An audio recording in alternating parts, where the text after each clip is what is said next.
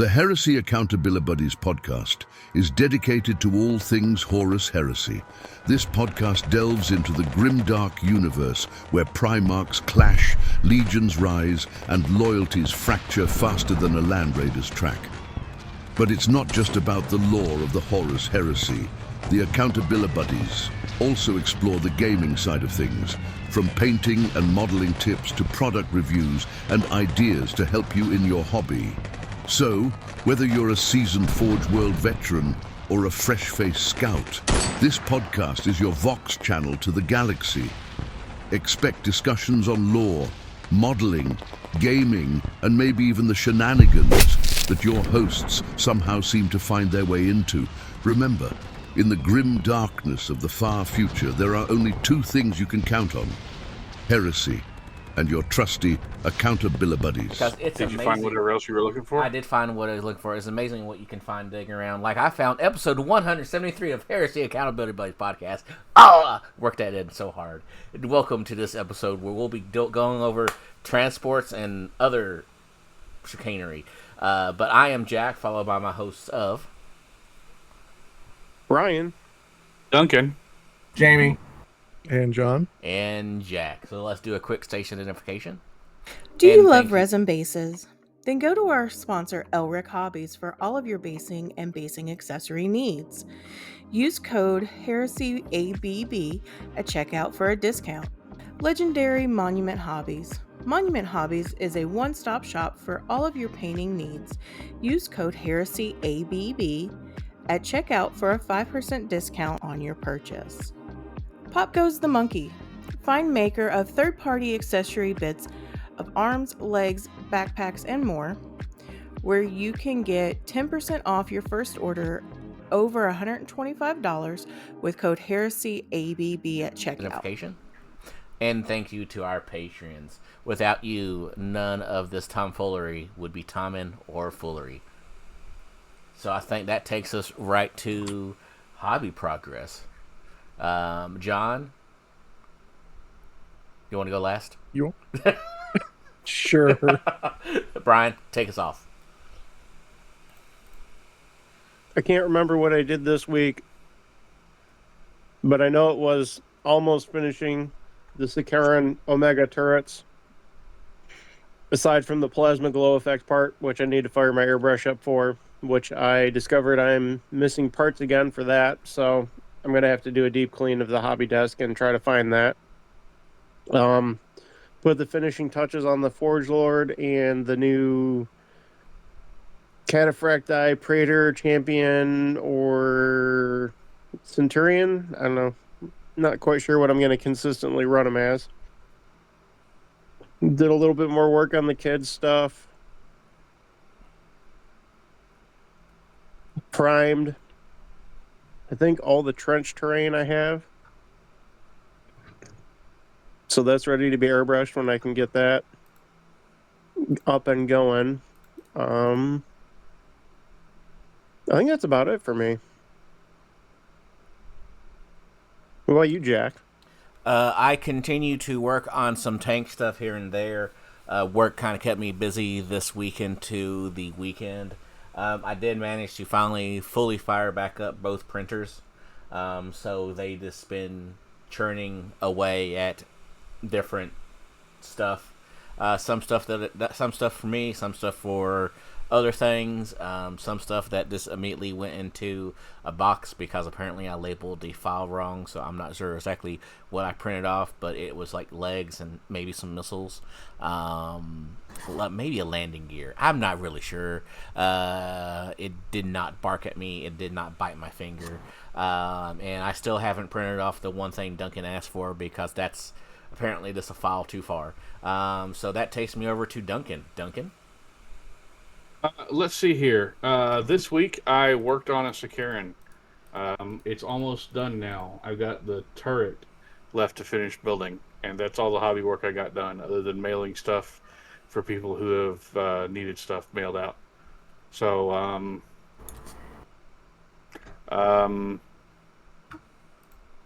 Jamie? I have been printing up like a mad person. I made a dice sorter for certain people. I have been working on more walls and stuff for the prison, and then in amongst all that, I actually built and painted 3 Javelin land speeders they're damn close to being finished. I'm to the point of putting transfers and weathering on them, so on all 3. And I posted pictures up in the Discord to prove it. Proof of life. All right, John. Why do you always make me go last now? I used to go first. I don't understand. Because it makes everybody else easier. Yeah, strong finisher. All right, so I finally got all my bases in from Elric, and so I got all those primed for my future robot hordes. I got the stuff that I'd been painting during the week sealed for decals and got those applied and then resealed afterwards. On those robots, I also got the spot colors down. That took a couple days. I played a little bit of Mechanicus 2 and shared my thoughts with the group.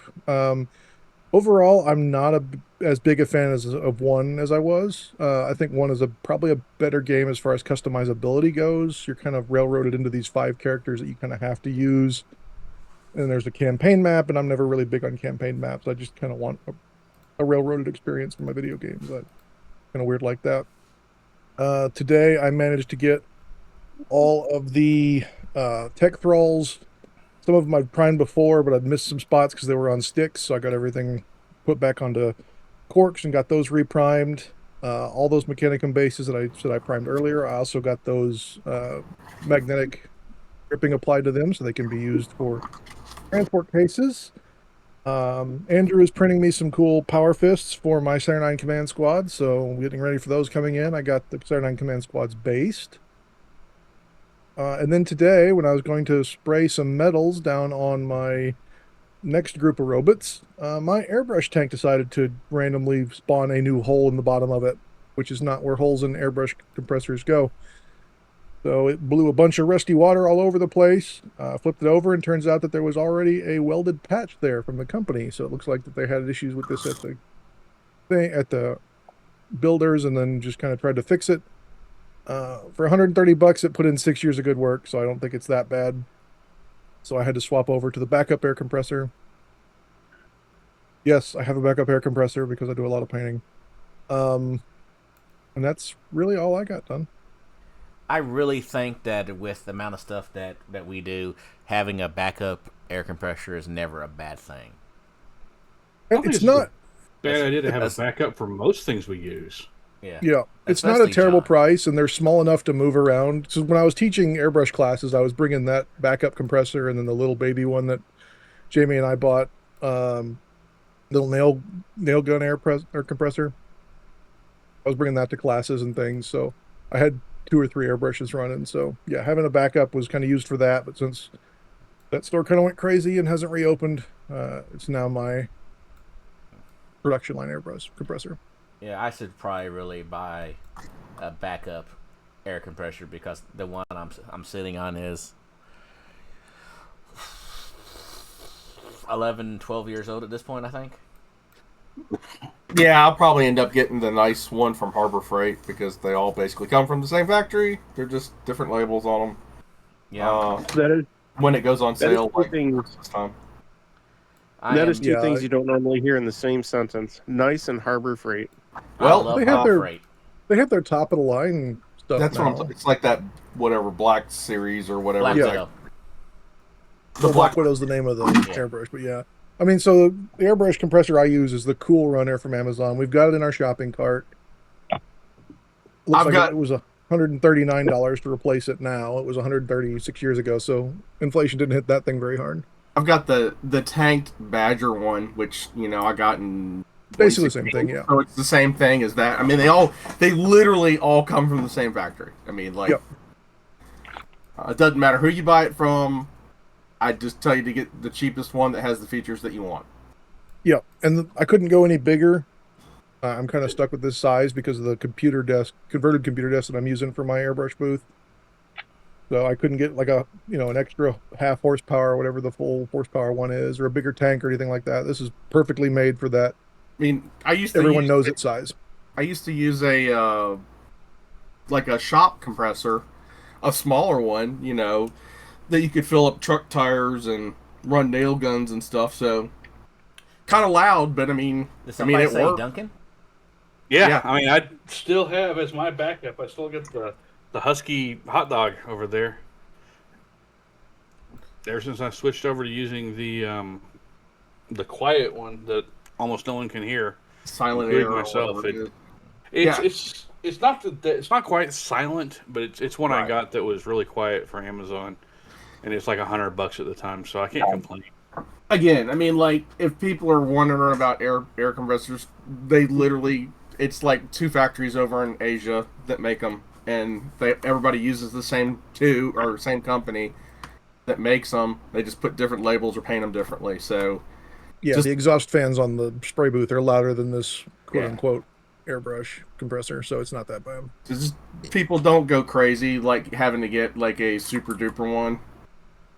Don't waste a lot of money getting a high-end, super updated whatever, because realistically, you can spend $120 or $130 on Amazon and get one that's quiet enough to do the job when no one else is going to hear you from another room. I mean, like Yeah, it's your hobby, not your job. So if it's your job, maybe then you could think about the multi-$1,000 super quiet. Yeah, if you do this for a living, maybe, but for hobby, something that's just not going to damage your ears. This would be That's what you want. extravagant. Is the Black Widow one from Harbor Freight? It's $200 normal price. Okay. Now, what I will say is that it has a tank on it, and it also has separate. If you're doing 2 airbrushes or multiple airbrushes, it has 2 separate regulators that you can adjust. So you can put one airbrush, one pressure, or another airbrush, a different pressure. So I mean, it's Amazon now sells it too for Yeah. $200. so.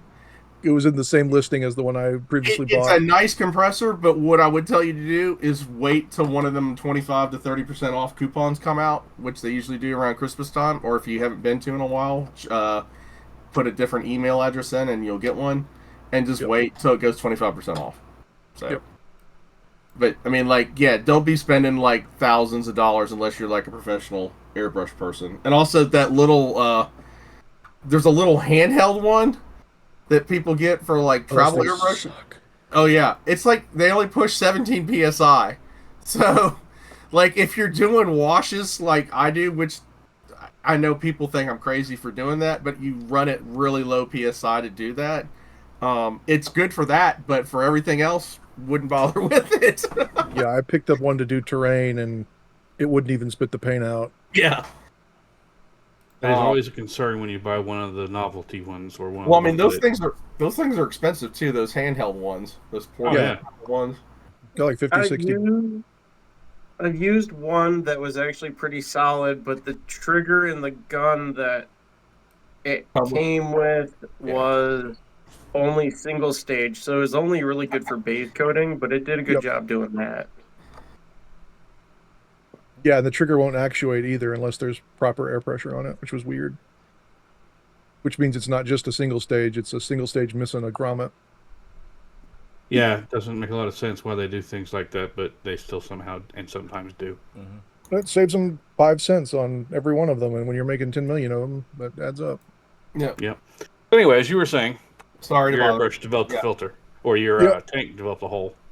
Yep, so I swapped over to the backup and got the metals applied to the tip of the Ornatus drill and some random weapons I had laying around that need to be glued on a Mechanicus figures, and got the Vorax base coated. And that was all I got. Okay. The new? Yeah, sounds like news time. Are we recording, or I don't see Jack? It says failed to start camera, and I haven't heard him in a little bit. I am here. He is All right, here. just double checking. I am Check here. All right. They call me Just All making Might. He's not Czech, he's Scandinavian. So, new releases this week. Basically, just the new 11th edition starter box is coming out that we previewed last time, and we got a starter price for it. $295. So it's bad in the United States. It's really bad in Australia. It's 450 Australian dollars. Yeah, that hurts. That's a kick in the giblies. I know we don't play 40K, but to get people into the hobby, I hope they make a smaller starter box. I do too. And for me, I don't know if it's because it comes with like so much paper material in it, like That's books probably and part of it. stuff. Yeah. It seems like this is a really excessively priced starter set for like the models that you actually get in it. There's not like a big tank or anything, or like a Yep. huge dreadnought. So I'm just not seeing the. I mean, admittedly I don't play 40K anymore, but I just don't see the value in this starter set with the price point that it's at, and it's going to be really hard. I don't think we're the target audience for this. Right. At this No, I mean, point, look at when Age of Darkness came out, right? It wasn't it 300? And it went up, or It was 250? 250 originally, and it went up. Yeah.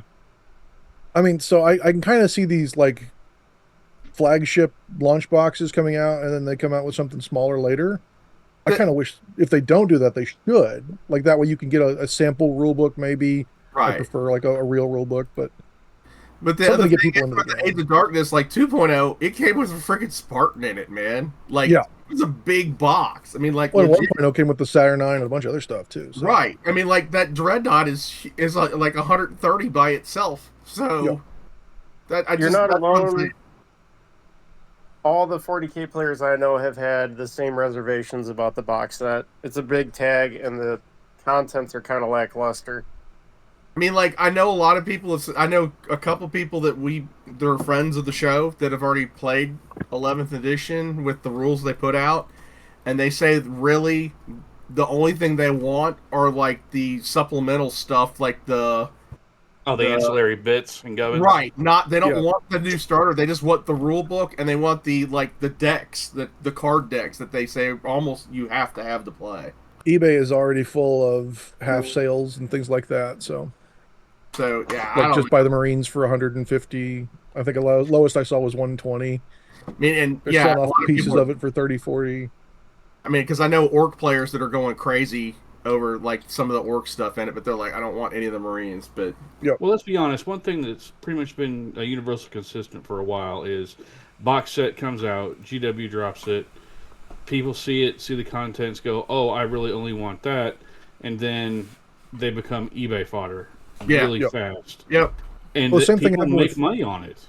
Those kill team boxes, I was Yeah. getting the terrain, that orc terrain that no one wanted. I was paying $40 a set for it at the lowest.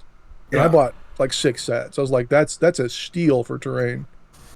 no, for GW. I mean, you also got all that alpha, whatever the last edition terrain set at Adepticon, like a whole set of it, which I mean, it's decent. I mean, so I don't know. For me, if I was playing 40K, I would look at this and say I'm just gonna get the book, Yep.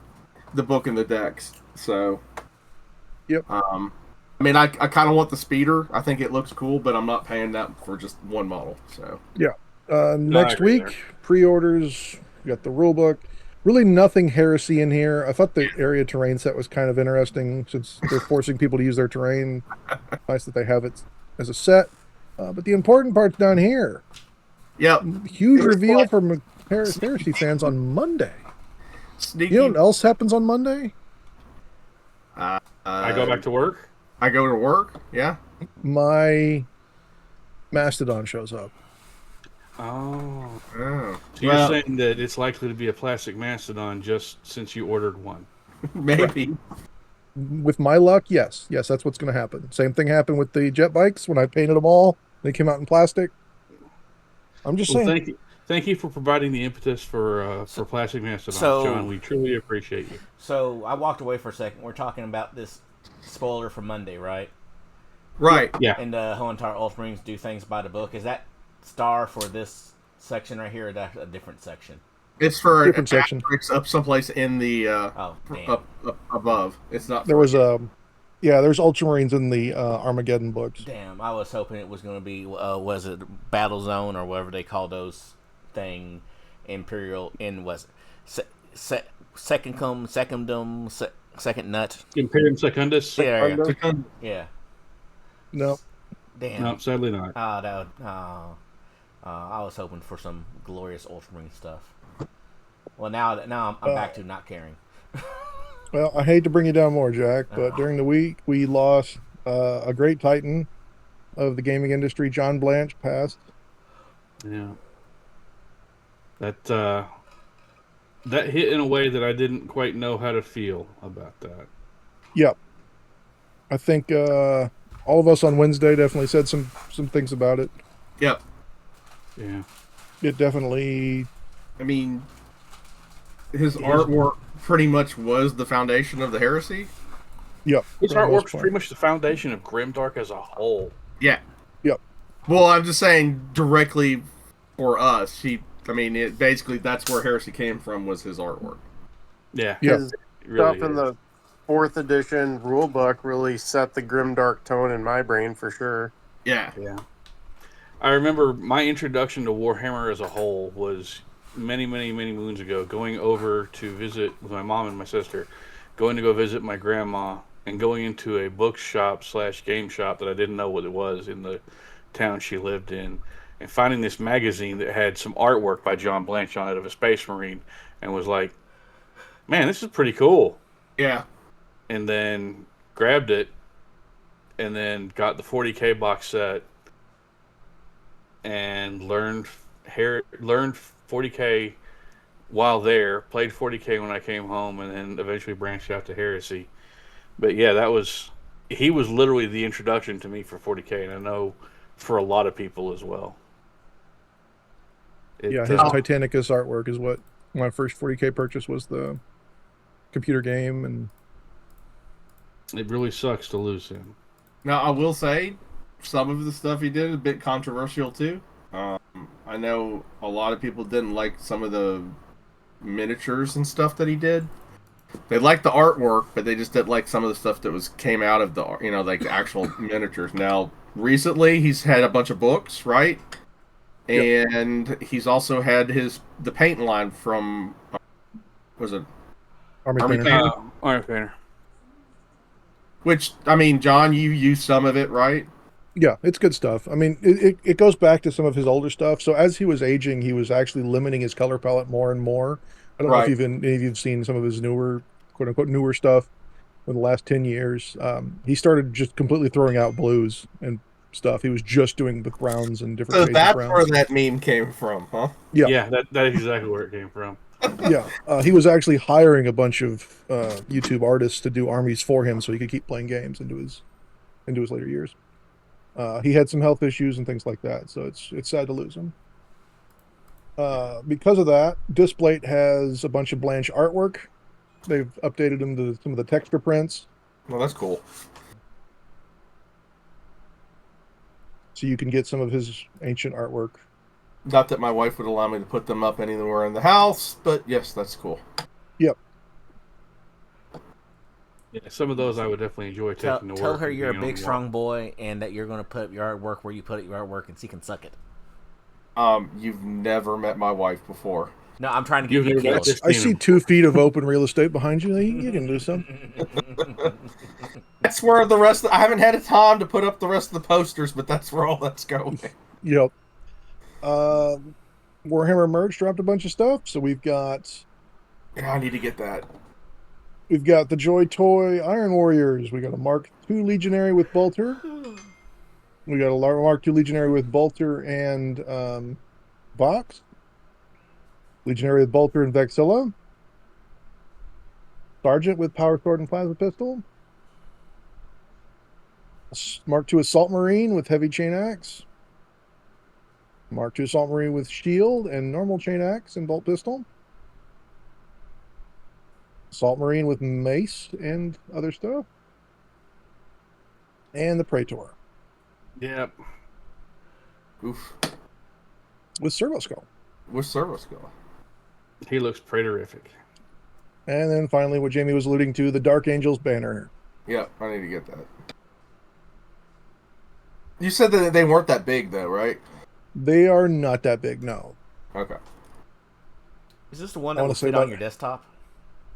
No, they're about half the size of a flag. Okay.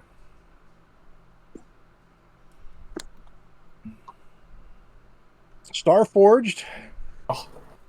Jack, I saved some special things for you in a minute. Dude, that's actually somewhat reasonable. Yeah, first up is the Imperial Fist pin badge. For $21, you get a double back pin or magnet, depending on what backer you put on it. And then special for Jack. Oh, God.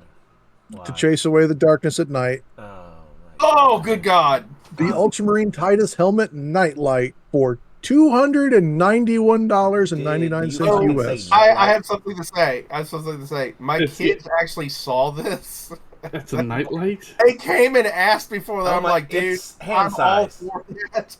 Yeah, it is not wearable, but if you order before July 4th, 11:59 Pacific time, you get a free gift. Oh, Lord. Is it a second Just one? a free gift, fucking $230 back or $260 back.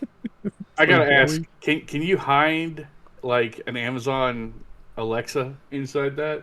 So It basically looks that size. Yeah, it is not very large. So the only thing that lights up on it are the eyes, right? Because I haven't seen pictures you're showing. It's not lit up. Can you hide? Yeah, only the eyes light up. Like, why wouldn't they show a picture of them lit up? If that's it, lit up right there, that's like not very bright. I think that's lit up. Yeah. You know, oh my God. It's okay. If you really need Titus to keep you safe when you're sleeping, it's okay. Buy a candle LED and have someone print you a helmet. I was gonna say I could print that bigger and put LEDs in it for probably like $30. Yeah. Maybe even less than that. Probably they don't even say how it's powered. They just show a cord. Yeah, there's just a cord. You have to hook it up to a nuclear reactor, or is it? Like, what is? I try not to take the piss out of Starforged much, but I can't fathom this.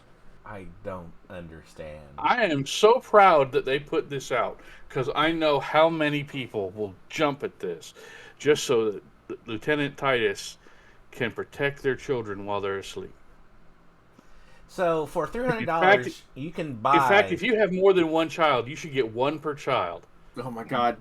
Okay, stop. My kids actually want that. So for $300, you could go and, based upon the size, buy a Saturn 3, 4, what the fuck ever, and print yourself off a Lieutenant Dan helmet, and then paint it, and then turn it into a nightlight. Dear James Workshop, this is the perfect opportunity for you to team with Amazon and get some of that filthy, filthy Amazon money and integrate this into the Amazon Echo Dot or whatever. No. This would be perfect. I'm honestly surprised it doesn't say that on there. Like, there's enough room in this. I mean, you could probably even have it like talk to you in like the Space Marine voice. You know, if it had what's his face that says boom on the audiobooks. Jonathan Keeble. If it said boom like Jonathan Keeble, well, I might turn my anti-AI stance off. Oh my God. James Workshop, there you go. You've now heard John say he wants this. Abort. I'm not paying $300 for it. Everybody needs to walk away. Put your hands up and walk away. You need to close out of this screen, and we need to get moving. All right. Oh my God, no. Yes, more! Mordian announced that they're going to be releasing their Sumpwork stuff as a Kickstarter campaign and previewed a boat for it. Brown water Navy herd. Yep. And then Wargamed Atlantics. They're the guys that have been making a bunch of multi-part plastics, have decided to embrace the STL world. And they're coming out with another line of Deathfields miniatures. These ones look squattish. They do look a bit squattish. I like their little pith helmets and... I like that weird rotary gun thing. Yep. And some of their machine guns, that kind of looks like a Brandish. I mean, I just think it's neat to have options. Yep. And that, gentlemen, is all the news. Oh, my goodness gracious. Do you just go to Starforge and just like, hey, this will make Jack have a fucking aneurysm. I'm going to save it. Anything new that they post, I bring up. I did not bring up 3 weeks ago. They dropped like 17 different WoW things, and one of them was a leather. I think we did actually discuss the leather bag that was like $9,000, some stupid amount. It's made from fine Corinthian human flesh. Oh my god. Oh my god. So, on to the meat and taters of tonight, because I am over a nightlight. You're over it? I'm over a nightlight. I cannot. You are out of can? I can't. I can't no more. I can and I can't no more. Oh, God bless That's America. fair. So transports, what to put in them, what to take out of them, and please don't make it look like a demon face that looks like something else that somehow gets backed on Kickstarter, so God bless them. The 12-year-old boy definitely came out of me on that one. I'm just looking forward to seeing those actually on the table in someone else's army so I can look at them and go, Jack would like to have words with you. I know what type of man you are. You're a man that likes finer things. Wait, why are we stereotyping? You're a player that likes the finer things in life. All right, so Transports. let's start at the top of the list and work down. So is the list Jamie put on here? As I It try. was. The last four are a bit questionable, but yes. Okay. So, I was gonna. oh, do you Yeah, we can do that. do you have your own list? It doesn't matter what list. I just want the list. So I think the only thing regarding transports that we're not going to cover is going to be the super heavies, because we've already done those. Yep. So not super heavies, transports. You know them, you love them, you use them. At least I do. I know most people use transports because they're a somewhat safe and secure way to deliver your dudes to the fight. While not always a great way to get them there, they are at least more survivable than just running forward and getting shot to shit. John? Yep. We want to do Jamie's list or just start at the top of the Marine list and go down? I can do either one, however you like to do it. I think let's just do the book way. It's probably faster. Sounds good to me. Okay. Rhinos. Okay. The most generic marine transport possible. And why are you not taking them? No. And why do you not bring them everywhere? Yeah. Because, I mean, they're cheap. They're ridiculously cheap compared to most things. 60 points for a Rhino. Movement 12, ballistic skill 4, front armor 12, 11 for the sides, 10 for the rear, 5 hull points, and you can hold 12 people. Which is, again, an upgrade from first edition where you could hold 10. And it's the same as what it was in second edition. I dislike them being 60 points now. 60 points feels like like they're just getting back to taxing you. Weren't they 60 points in second edition too? They're 35. Yeah. Oh, it's because everybody put the multi-meltas on them, Right. and they jacked them up to 60 points then. Well, they also have gone up the front armor 12, which makes them a little bit more survivable as an armored fighting vehicle. A ton more survivable. Yeah.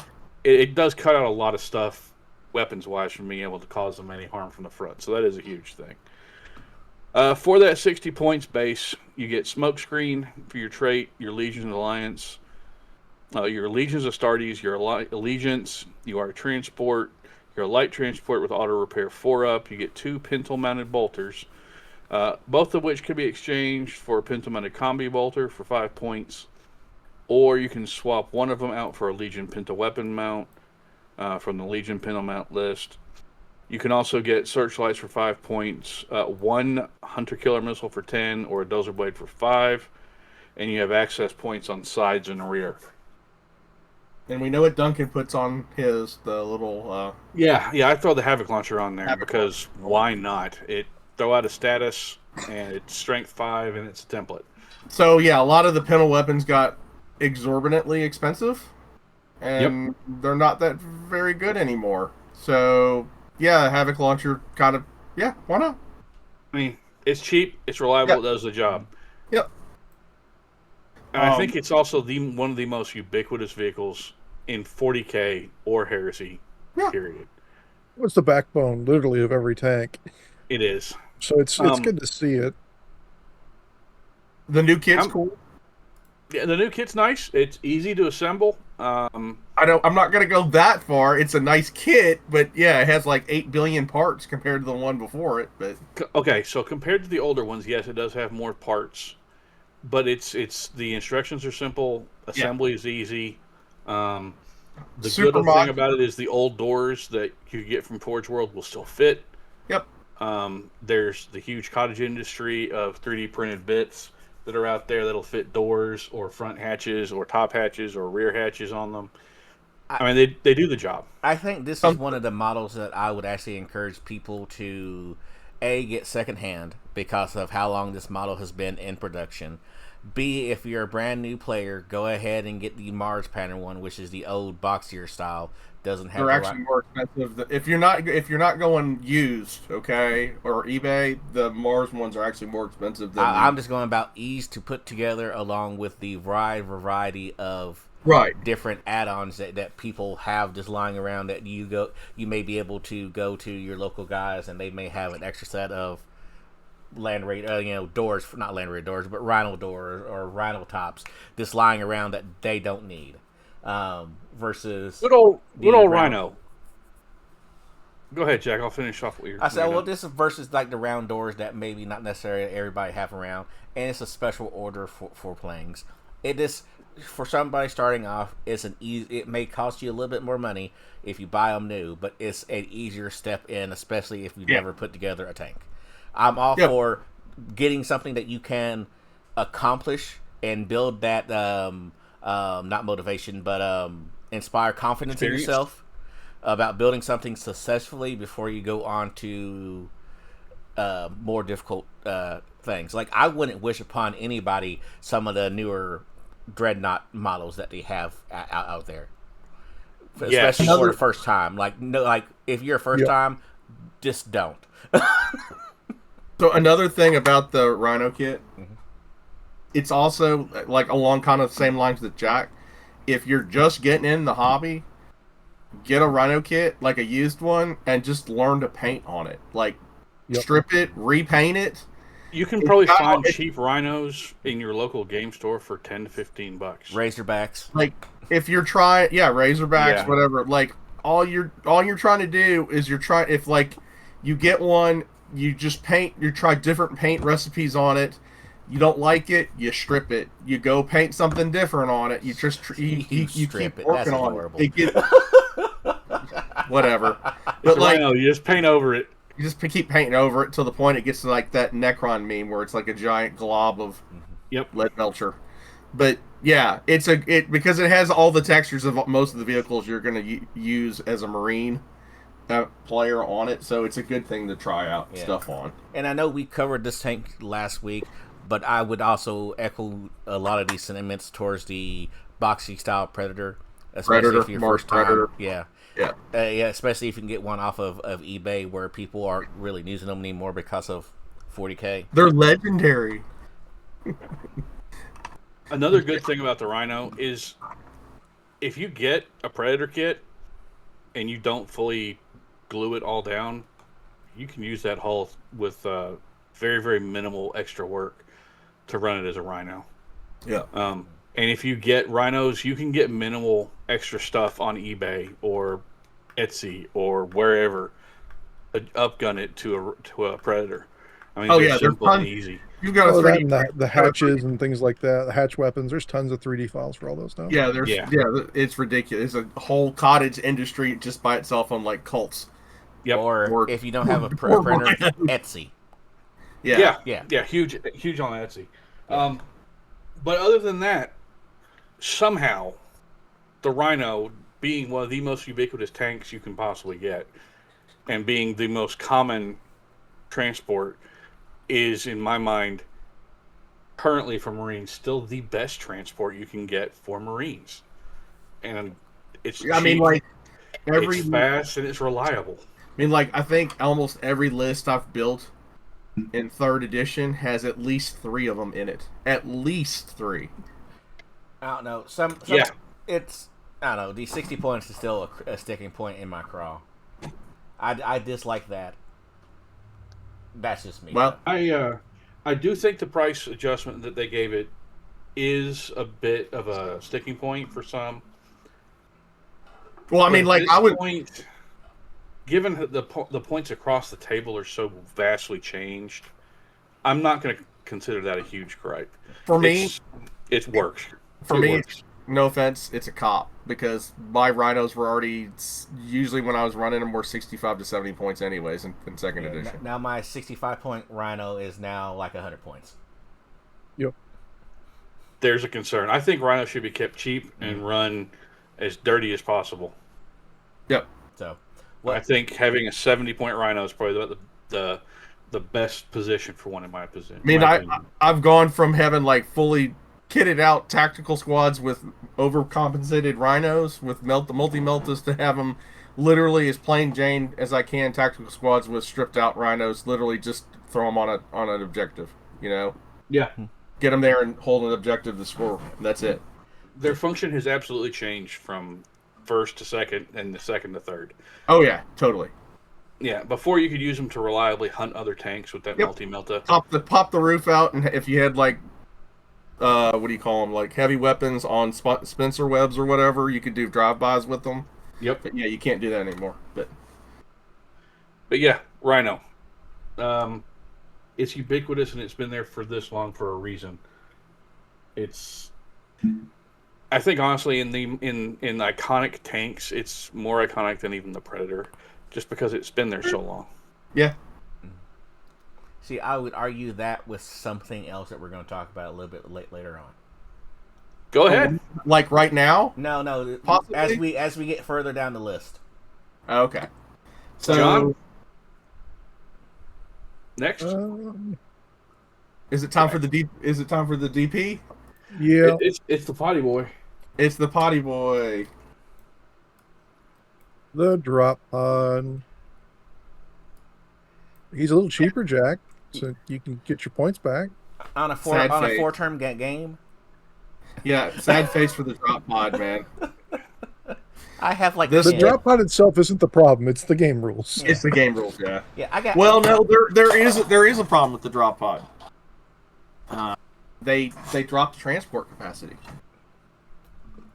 It's not It is that only big of a deal. it is only 10, but you know It's what? only 10 now. It's all right. It could be worse. Yeah. And don't You shit can on my only boy. do Drop so- pod was great. 30 points, 12, 4 hull points, 10 capacity. Have a pintle mounted combi boater, light transport, orbital soft vehicle, impact reactive door. There's really not a lot to say about this one unless you want to get into rules, and we don't have time. And No more missile launcher. Yeah, you can have the missile launcher. You have two choices now for models too. The Official- impossible to transport version or the one that everyone hates to build. Yeah, Yeah. It's not that bad. Just So remember, if you do get it, pick which way you're going to do it. Doors open or door closed. Choose it, and then never change on any of the rest of them because it'll make transportation a beast. yeah. If you do the ones with the doors up, where the original one where the door you can actually open and close the doors. There is how many is it? It's like a 10 drop pod tray for battle foam or something like that. Something where ridiculous. I have got it. ridiculous I where have they're but it's like a 7-inch foam or something like that. yeah, it is. Yeah. And drop pods are everywhere. They're just like the Rhino. You can get them cheap. Cheap, Like especially used now. Whatever's and honestly, there's a lot of flat stuff on them, so you can really paint them awesome. Go hog wild on decals. It is one of the original one was horrid to build. It was. I But- bought probably 5 off of eBay rescue. No, 6, because the 6th one got broken down to fix the other 5. Yeah. And I think Well, I spent they're a grand buck They're hard. of like They're $80. not a fun kit build. I think you guys are giving it way too bad of a rap. It was not that bad to build, and it's still pretty solid in the game. And I mean, you can use it. You can't. It's almost not possible to do a drop pod army anymore. That's why, like, it used to be like you'd go all or none. Now it's like you just use a drop pod for a special unit that you're trying to get in someplace. Like, I don't know, like the snipe people or whatever, or like it's an anti-spellblade device. yeah, with what? Like vets with meltas? No, just a regular melt-a-gun support squad. It's pretty cheap, and it'll pretty much guarantee a Fellblade death. True, it will. I mean, I guess it has a spot, but it's kind of changed in what it's used for now. I know Duncan's tired of hearing about it, but I have my ideas about how we can make drop pods great again. So I think drop pods should be a viable army. All drop pod lists should be viable. I really do. I think that if they did a Spawn Part 2 and did a thing of how all the drop pods came in, I think that'd be nice. Yeah, I think we were maybe discussed it a little bit, but we were kind of a little shocked when that journal came out, and there was not a way to change how the Deep Strike worked just for drop pods because of that. Yep. That journal also kind of embraces Istvan 5 and not Istvan 3, and I don't think drop pods were as prevalent on 5. The second wave stuff was, because they all dropped in behind like the loyalist and started setting up all their heavy stuff. Yeah, but they also had references in there to them landing like heavy landers to set up their gear and then murder Yeah. the actual loyalists. Yep. But I digress. We all do. Drop pods. Basic, simple, to the point, 50 points. You can't really do anything to them. Meh. Would you like to deep strike and still keep your 12 transport capacity? Yes, I do. Have you thought about the termite? I have. Own I know 3. you printed me 6. In different configurations, popping out of the ground and everything. Yup. John, read us the termite. Yeah, so 80 points gets you movement 6, BS4, 12, 12, 10, 5 hull points, and a 12 transport capacity. You come with 2 pintle-mounted combi bolters, a centerline-mounted Melta cutter. It's a light transport with deep strike. You can swap those bolters for Volkite chargers for 10 or heavy flamers for 5, which is probably the better choice. Yeah. I'm up danger close because it doesn't have a lot of movement. Yep. Correct. Between the two, I think this is a more survivable deep strike transport. Yeah. And it does have more capacity, but I mean, it's what it is. They've always been kind of different, kind of neat. I kind of liked how in first edition you could deep strike a pod of some type, and you could do underground assault and throw up a termite at the same time, both on turn 1. I liked that. I made use of that with my world eaters. It was fun to have lunatics in the backfield immediately before anyone could even react. I don't really see myself using them anymore. I used them a little bit in second edition. Haven't they changed the deployment rules for them a lot compared to what they used to be? I've never really seen anybody use them, so... I mean, they were never really super common to begin with. Now it seems like I didn't see a single one at Adepticon this year. Last year's Adepticon, I saw a couple of them. Did you see any drop pod? Very few. Yeah.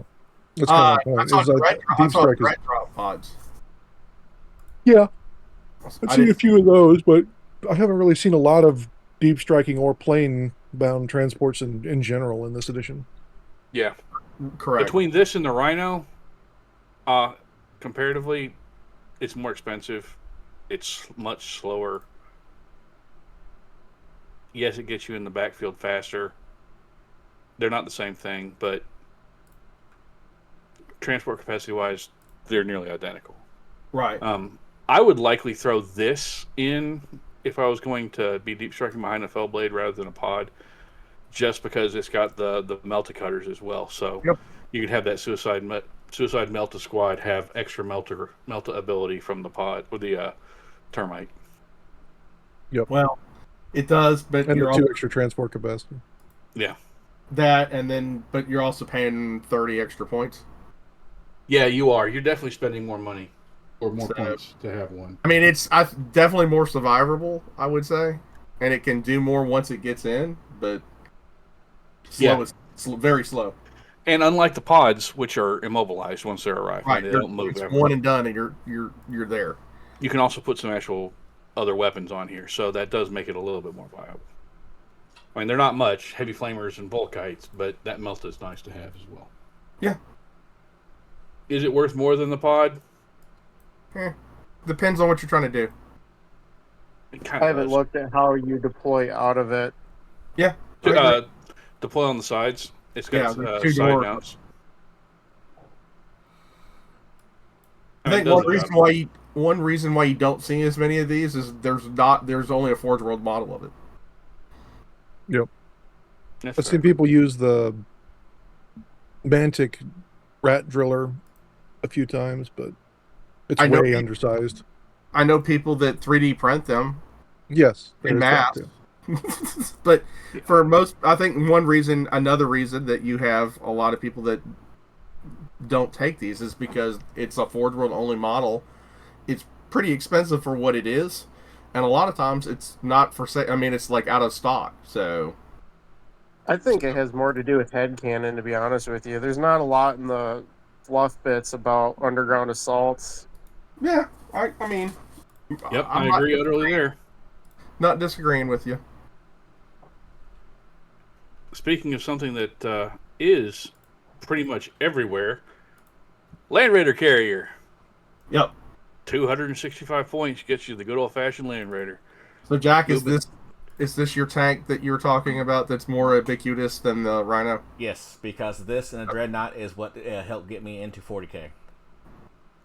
Okay. Well, movement 10, 2 shorter than the Rhino. Blitz skill 4 as normal. 14 all around, 8 hull points, 12 capacity.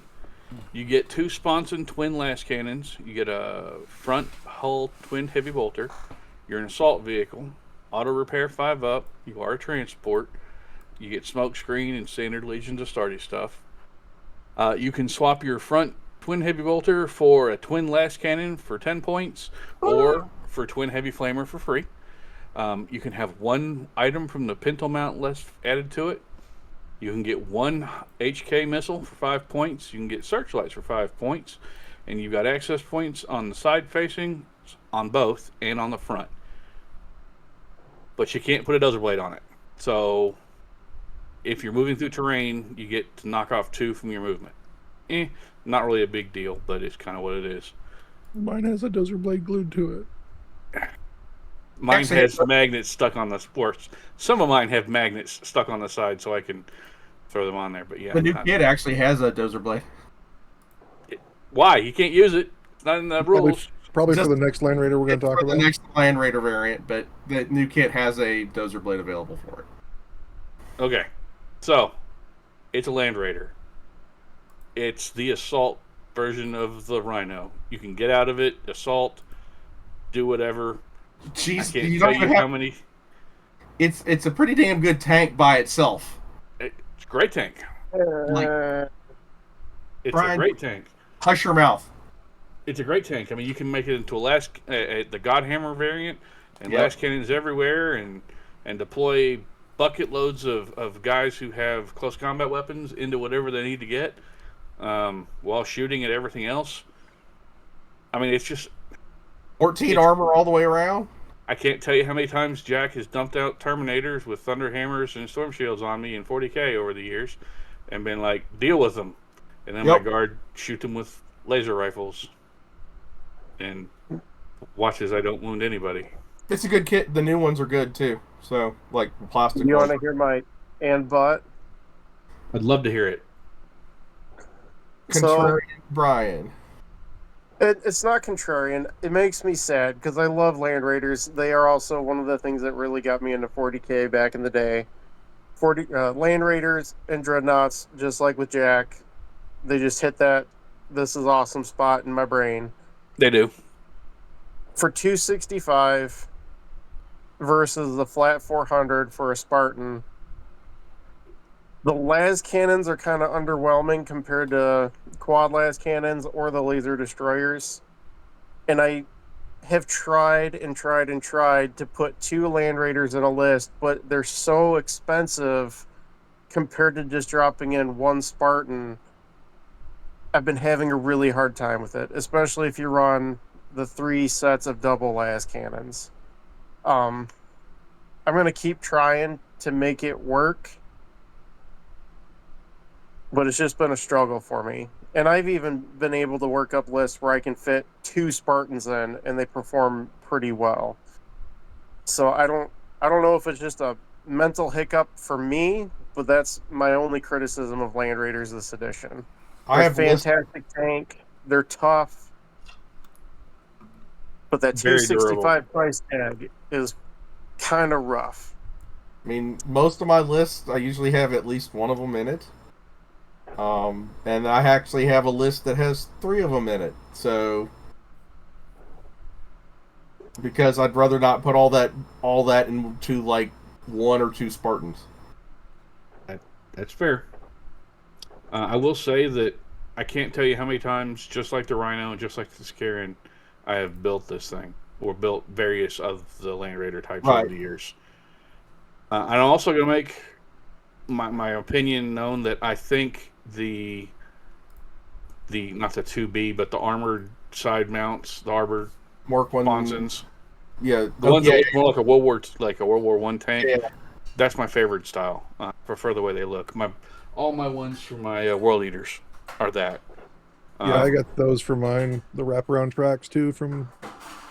So I have 3 of those Blood-filled unbuilt. Industries. Yep. I have 3 of those unbuilt, but they're also for the new kit. There are a lot of 3D print for those style sponsons.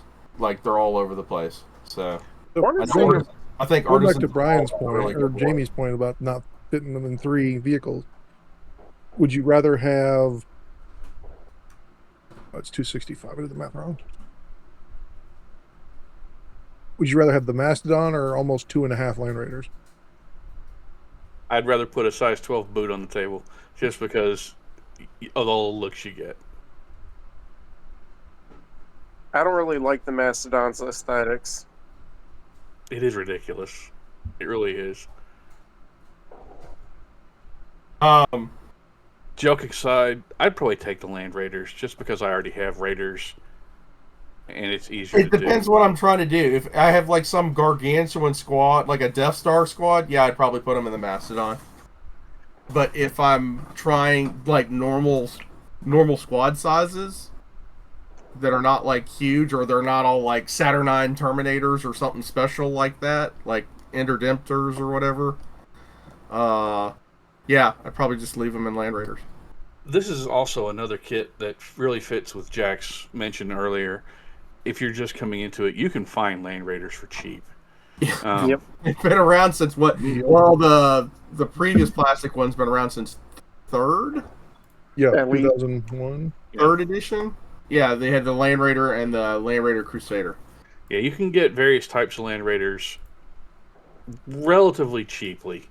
And again, you can, with all the flat space, you can sit there and go over it, paint it to whatever, strip, or just go back over it with black, and then paint back up, or what have you. They're ubiquitous. They're everywhere in used shops. And again, just like we said before with the Rhinos, there's plenty of shops and Etsy 3D printed parts, eBay parts that you can get to make the Elric parts that you can use to make these utterly your own. Yep. The original name for the one that Duncan likes from Forge World was called the Land Raider Armored Proteus, I believe. Yeah. Yes. Yep. Yes. That is my favorite raider. These also, just because of their size and like how big the sides are awesome showcase units. Like if you really want to show your painting and hobbying abilities, these are like one of the better tanks because you've got so much real estate to go crazy on. That's true. John with his 800 transfers that he puts on his. 45 on the Land Raiders. Followed up by Ryvar's favorite version. The Land Raider Explorator. Is that how you say it? Well, I was going to say if going by the book, the Spartan, and then come back to the Legacy. Okay, that's cool. Bri, you want to read us the Spartan? Oh, hold on. I got to navigate to it. I got it. You want me to do it? Yeah, go ahead. All right, it's 400 points. It's 10 movement, 4 ballistic skill, 14, 14, 14. 10 hull points. Woo-woo! 26 transport capacity. 2 sponson-mounted las cannon arrays. Hull-mounted twin heavy bolter. It's got all your marine stuff, your Allegiance, Marine Astartes, and all that. It's smoke screen, salt vehicle, auto repair 4+, and vehicle. It is obviously a transport. Options: you can exchange the las cannon arrays for 2 sponson-mounted laser destroyers or 2 sponson-mounted Gravis heavy bolter batteries. You can also exchange the hull-mounted twin heavy bolter for either a twin heavy flamer for free or a twin las cannon for 10 points. Access points are on the sides and the front. And then model can also have a penal weapon from the penal weapons list, and then you may have one of each of the following selected for it. You can buy a hull-mounted HK missile for 5 points or searchlights for 5 points.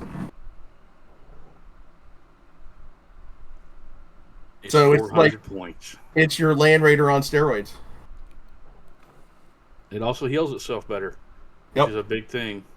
But I mean, 26 dudes inside there. Yeah, if you've got big Death Star units, this is what usually is carrying them. Yeah, you've got that big squad of 10 fire drakes or 11 fire drakes and a character or two. They're in there. Yeah. It can dish it out though too. It's nothing to snuff out weapons wise either. Yeah, those laser destroyers definitely do the work when you put them in. And yes, it's bigger than a regular Raider, and it has a bigger footprint, but it's got a little bit more survivability with 2 more hull points. Man, it's a Spartan. It's good for what it does. If you're looking at delivering the elite larger units, you're going with a Spartan over a Raider. It is iconic for the Heresy. Yep. It is. Well, I mean, for us, I would definitely say that it's probably one of the more iconic tanks for the Heresy because that's really where we only would see them. And since it's come out in plastic, you can actually see them in used stores, just like the Raider, fairly frequently, and typically not for anywhere near as much as you would think. So the Spartan was in the second edition starter box. Yep. And then the new Land Raider kit was actually in the battle box or Battle Company box that came out shortly after the original. The Legion of Astartes Battle Forces, yes. So both of the new plastic kit tanks are easily available and on the used market. Yep. These are pretty much something that everybody who's been playing Heresy for a while probably has sitting around in their bits box if they haven't already built them. Because a lot of us had them from before when they were resin molded. Yeah, the resin kits are still... It's a good kit. There's depending on which version you got, there was actually 2 versions of the treads. The original tread version had separate treads that you put on, but there was a really nasty injection mold gate issue, like where the sides were basically pumped full of resin, and it was very hard to clear that gate out. And then the second edition had the treads already all the way on the kit when they molded everything, so like you didn't have that mold flash gate. That issue. was nice to not have that problem anymore. I will agree. Yep. Well, I mean, like you lost the ability to change the treads out unless you really went ham-fisted and like cut them off. But it was a lot easier to build. That it was. And if with this kit versus the Land Raider, it's essentially the same kit. There's just longer side panels that go in, and I think the front hull's slightly different, but it's the same base kit. It's an extra sprue that's added in to the Land Raider kit to get the stuff to make the Spartan. So like they're not very hard to build. A lot of parts, but it's actually very, very easy kit to build. And the old resin ones, if you still find them, they're super easy to build. Super, super, super easy to build. Yep. Same thing with the... Sorry, I was going to say one other thing. Same thing. These are kind of like showcase units where like a lot of people go ham-fisted crazy on them. Yep. If they're, trying to show off their artwork. Yep, they really are. And since most of these with the plastic and with the resin can share parts across Etsy and all the rest for the front nose, the side panels, the doors, etc. I mean, again, easy enough to get other bits and pieces to make it utterly yours from various sources. Mm-hmm. I'm going to say, who wants to do the Dread Pod? I have to find it first. I can. I've got my book open. Well, actually, before we do that, I'm going to make one single observational comment about the book. Page 83 is the good old-fashioned Land Raider. Page 84 is the Spartan. The picture on page 83 is not a Land Raider. No, it is not. Spartan. It is a Spartan. With flamer, which I've never seen on the hull, but yeah. Yep, and with the quad last cannon. Quad last cannons. Yep. So and the one on 84 is a Spartan as well. Yep. That looks like it has heavy bolters and quad last cannons. So actually, in the 85 is another Spartan too. Jack, Dread Pod. Dreadnought Drop Pod, 100 points. BS2 for no reason. 12. It's the machine spirit shooting. Who knows? 5 hull points, 7 transport capacity. Dreadnought transport, orbital assault vehicle, impact resistant doors. Gets the Dreadnought transport rules.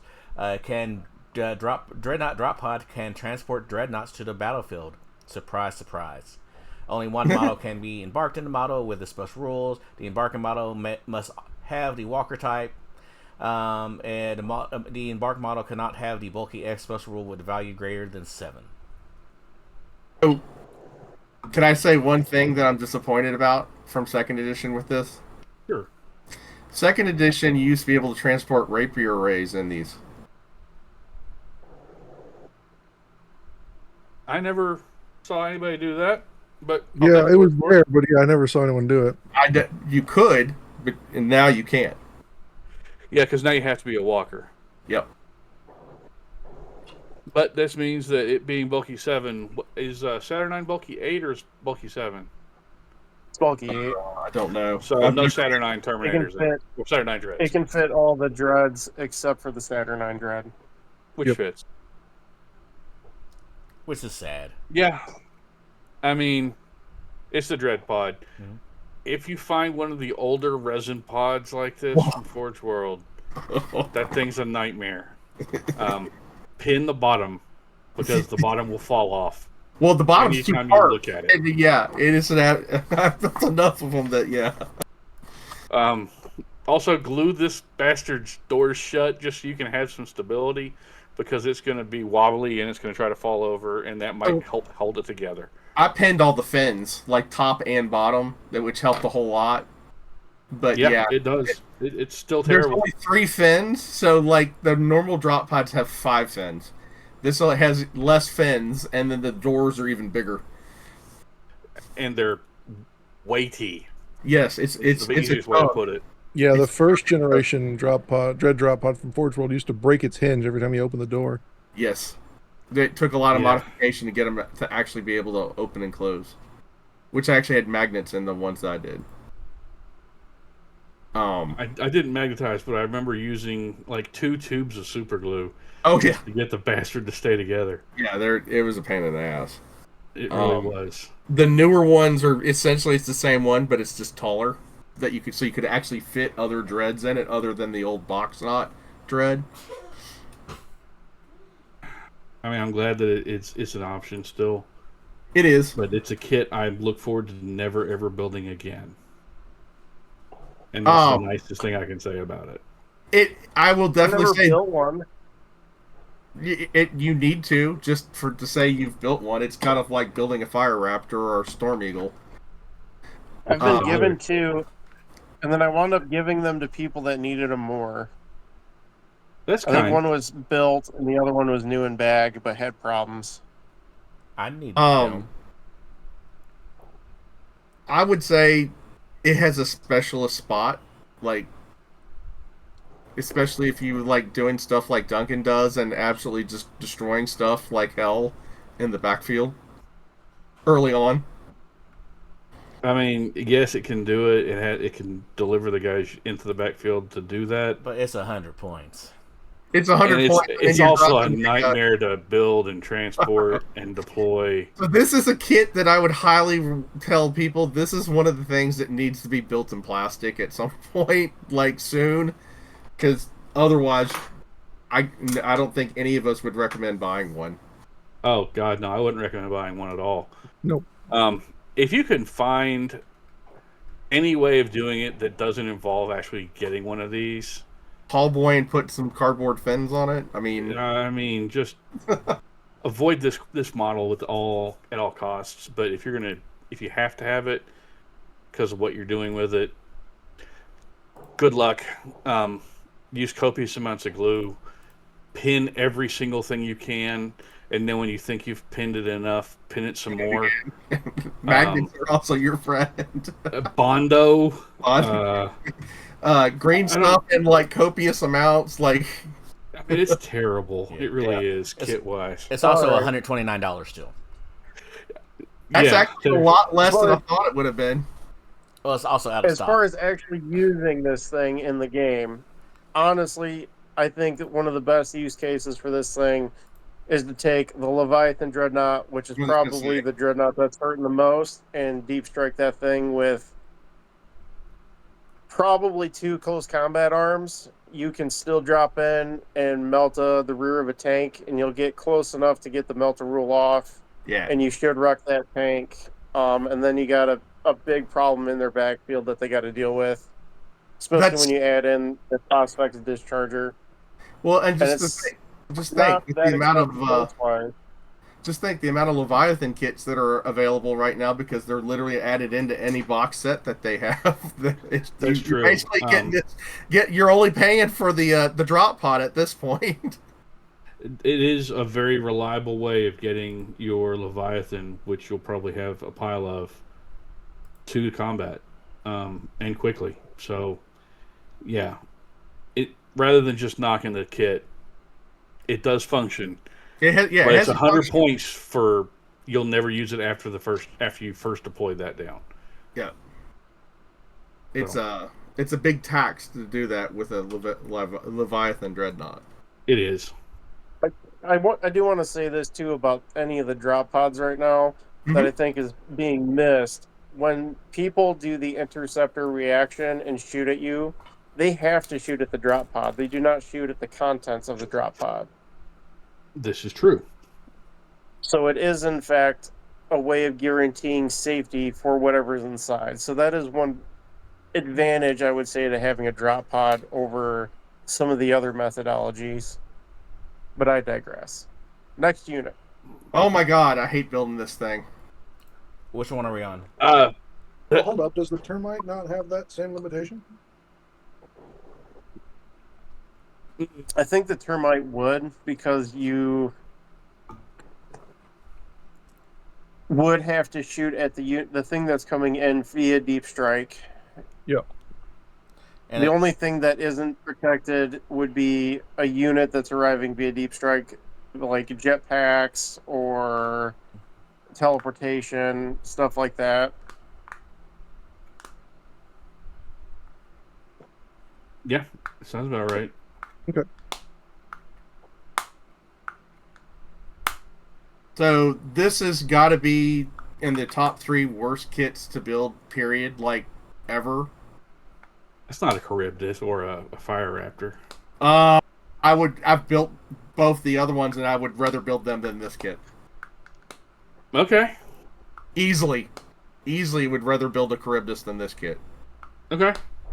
Mainly because you have to saw it and hope you're cutting Yeah, I straight. hope you saw the correct. They don't give you a template or anything to saw. They just say you need to cut the drop pod door about here, and then pray to God that you cut it approximately the correct spot. Which means that we're talking about the regular Dreadclaw. 115 points, 15 movement. It's a flyer. 4 ballistic skill, 12 all around, 5 hull points, capacity 12. It's a flyer transport. It's a drop transport. No guns. Has access points all around it on all facings. It can transport whatever you really want. Instead of one of the units that would normally be eligible to embark within a model with a special rule, for drop transport, one model with the walker type can be embarked upon it. Cannot have bulky higher than 6. So, no Leviathans. You can throw a Contemptor in there, which I have done before, and I think a lot of people have. So, the reason I have a ton of these is because Night Lords, this is how you used to deploy your terror squads. Yep. So it's the only transport you had that you could deploy them with.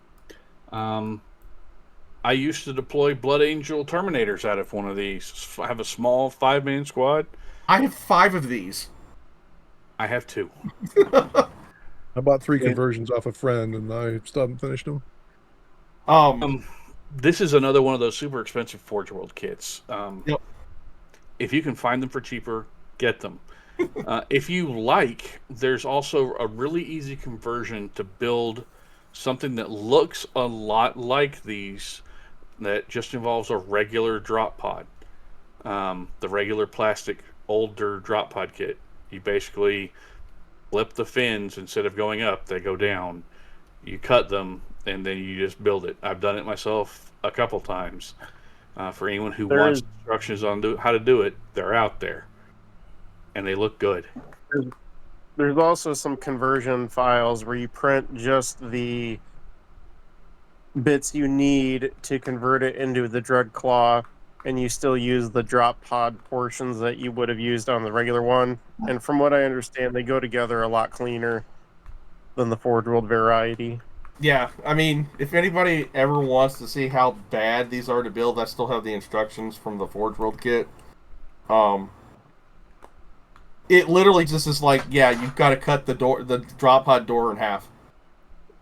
It doesn't show you where or how far.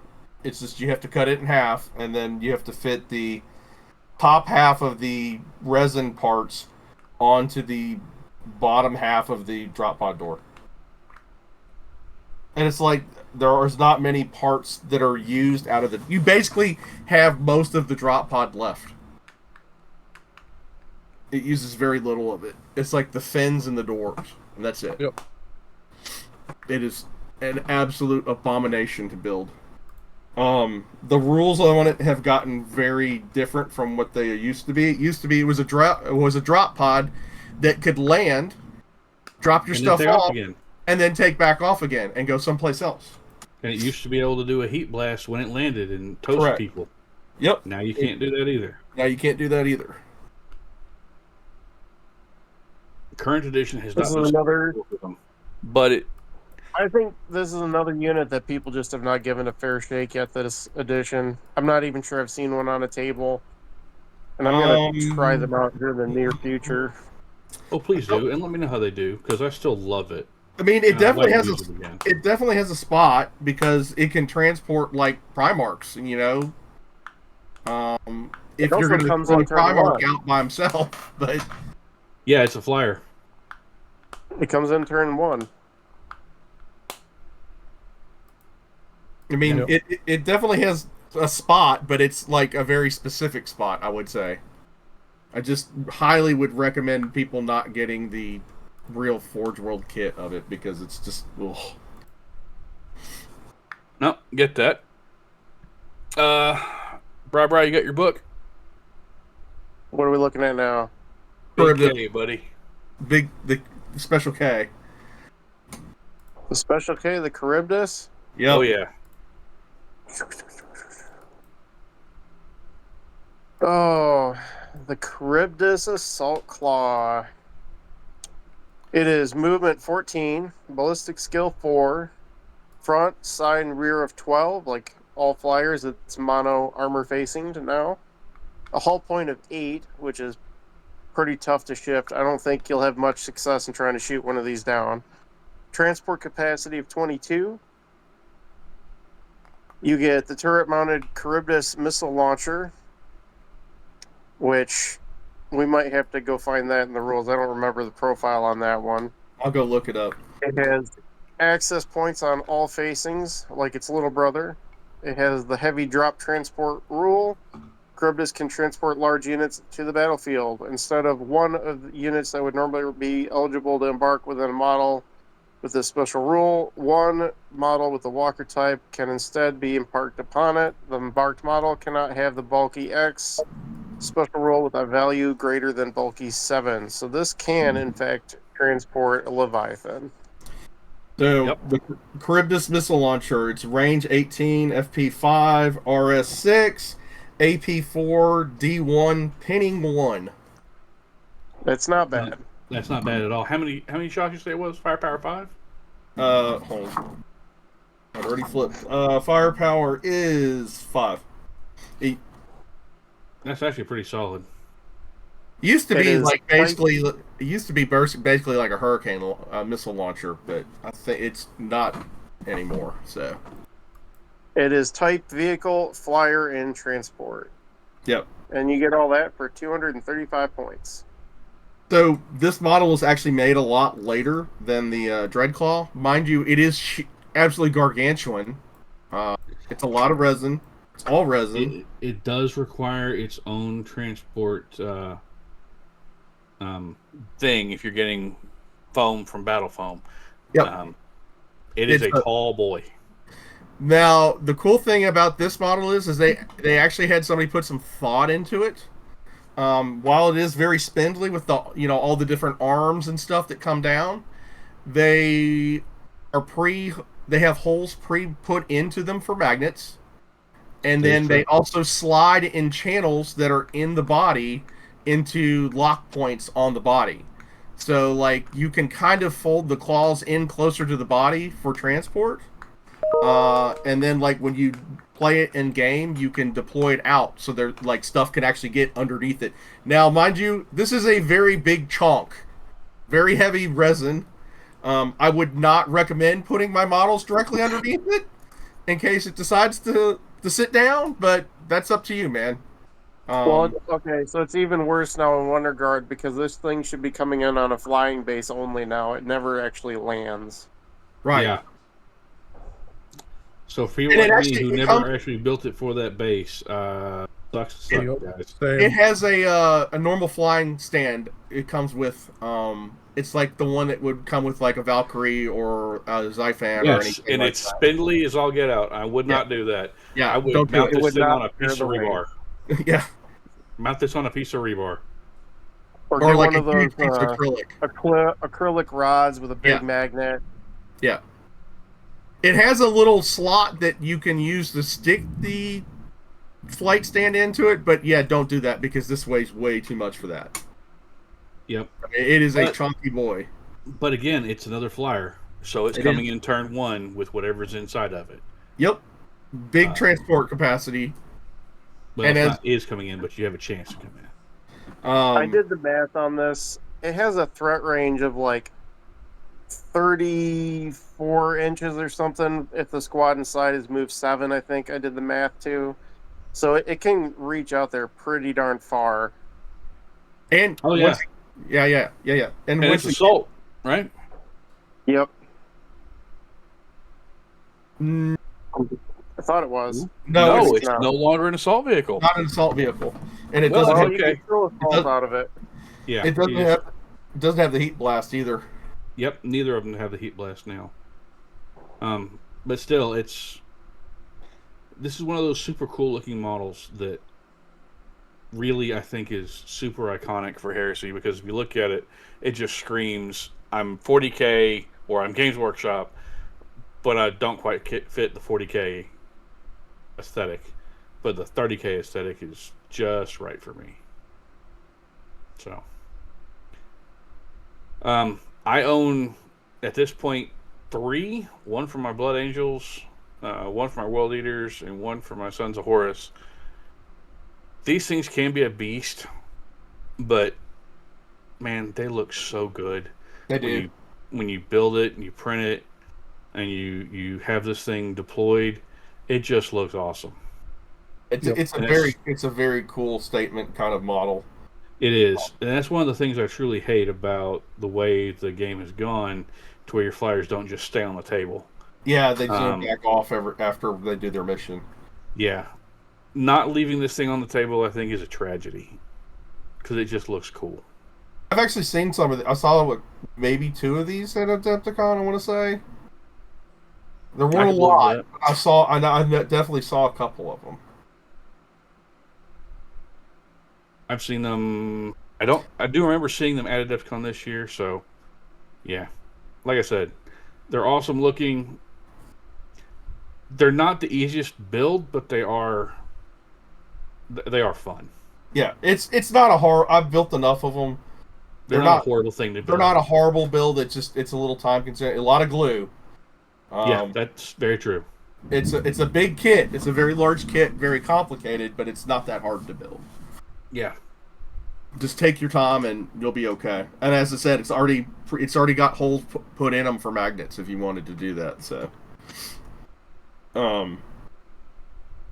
yeah, I wish they'd actually maybe do this in plastic and kind of revisit it, because I'd love to see more of them. Agreed. Jack, you want to do the Damocles Command Rhino? If I can find it quickly. It's in the HQs. Page 30. See, you're assuming that I am looking. I've got it. If you want me to. Command Rhino. It is 120 points, movement 12, BS 4, 12, 11, 10, armor 5 hull points, 6 capacity, 2 pinto mounted bolters, command Vox relay, smoke screen, light transport, auto repair 5 up, mobile command a vehicle, vehicle type transport. We can upgrade the bolters like normal, searchlight, hunter killer missile, access points on the sides and back, mobile command a vehicle. A model with a special role can use some characteristics embarked models instead of its own. When a model with a special role is required to make a characteristic check, the controlling player can use the required characteristic for that check from a profile of one of the models embarked within this model instead. Yep. I need to remember there needs to be a detachment or whatever it was called at the time that you had to take one of these with Ultramarines. Yep. Well, they also used to be like really cool because they had a orbital bombardment, a cyclonic torpedo or orbital bombardment. Yeah. That's why you'd see tons of these, because that was people were like, oh, I'm going to drop an orbital bombardment on you. And you also like the Vox relay used to be like, as long as somebody was in line of sight or something of this vehicle, you could use the leadership from the whatever was in this vehicle. Fun fact: this is one of the few models I don't own. Yeah, really? Yeah. I thought you had everything for the Ultramarines, sir. I didn't realize you didn't have this one. I never pulled the trigger on this one because I always thought the orbital bombardment was a little too cheesy. Okay. Now it doesn't have it. Yeah. You want one, Jack? I'll never say no. It's not hard to build one out of a regular Rhino. Yeah, there's tons of printables and add-on from all different bits makers. I have STLs for it. I've just never pulled the trigger on it. Yeah, I cast it because I was going to use the parts for terrain and stuff, so I've got a bunch of precasts of it. I really like the it was a Land Raider and then a Rhino box set that they put out that was only available at The Or GW Warhammer World. Warhammer World, yeah. I always liked Oh, that yeah. one. I got one of those around now. If you want one, I have somebody at Warhammer World tomorrow. I'm good, sir.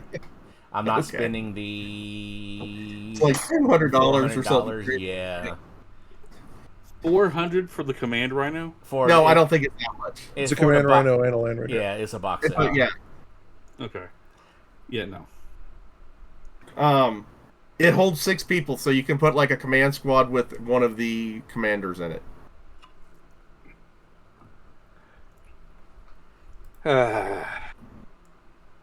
It doesn't have as good armor as a regular Rhino, no? Or yeah, it's the same as a It's the regular same Rhino. as a regular Rhino. It's just But it has worse. capacity. It has worse repair though. Yep, it's a and it's double the 5% points. Yeah. I have a hard time thinking of any real use for this right now. Yeah, it's not in a good spot. It's a really cool model that would look really cool on the display board, and that's about it. About it. Yeah. Yeah. I agree. Right now, yeah. Second Previously, edition was a lot. I think it had a lot better rules, but agreed. But there's a couple things that are that way. That said, I haven't seen one of these on the table in 3rd edition yet. So not intentionally. Then maybe people are just using them because they look cool, kind of deal. I've been thinking about outlining one into my militia or my Solar Rock so I can get the reserve roll boost. Oh, yeah. that is something that's nice. Using that possibly with the assistance from a Master of Signal, that might be a thing. So, Yep. Damn it, Brian. what? He sent something to Jack. Okay, good. I hate you so If much, I get cut Brian. off, by the way, guys, I'm in the middle of like a really bad electrical storm. So Please Oh my do God. not get kidnapped. Be safe. Yep. yeah, I saw what Be Brian safe. said. Yep. That's the important part. Yep. No, I've got surge suppressors on my equipment. So, So anyways, that's If you- that's the Command Rhino. Yep. Yeah. And I think that leaves us down to the Land Raider Explorer over in the Legacies. And the Achilles, also in Legacies. Oh, we've still got the Recon Raider. you have. Oh, the yeah. Recon, We have the Recon. the Recon Raider is the Explorer. All right. It's page John, 92. where do you want to take us to first? Which one? I got the Let's do the Explorer Land Raider. right here. I was good because I wanted to do that one. Okay. Let's do it, Jack. 220 points, movement 12, BS4, 14, 14, 14, 8 hull points, capacity 10. See here, las cannons, dozer blade, fancy, smoke screen, auto repair 5 up, outflank, vehicle type transport. See here, it may have one item from the Legion Pinto weapon list selected for it. The model may have one of the following selected for it: 1 hull mounted twin las cannon, 1 hull mounted twin heavy bolter, 1 hull mounted twin flamer. Model may have a 100 kill missile for some amount of points that I can't read right now, and then searchlights 5.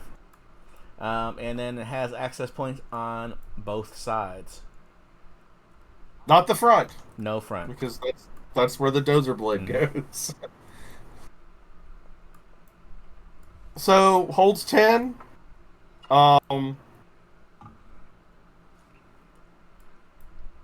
It's basically a Land Raider light.